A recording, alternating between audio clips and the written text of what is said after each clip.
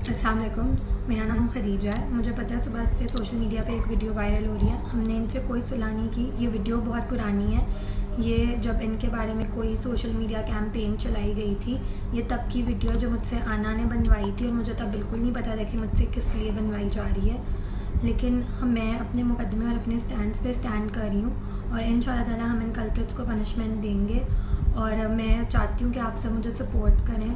और ये सब कुछ, ये जो वीडियो बनी थी, ये भी ब्लैकमेलिंग के लिए बनी थी। हमने इनसे कोई सुलह नहीं की। हम इस पूरे केस को कंटेस्ट करेंगे। मुझे पता है सुबह से सोशल मीडिया पे एक वीडियो वायरल हो रही है। हमने इनसे कोई सुलह नहीं की। ये वीडियो बहुत पुरानी है। ये जब इनके बारे में कोई सोशल मीडिया कैंपेन चलाई गई थी, ये तब की वीडियो जो मुझसे आना ने बनवाई थी, और मुझे तब बिल्कुल नहीं पता था कि मुझसे किस लिए बनवाई जा रही है।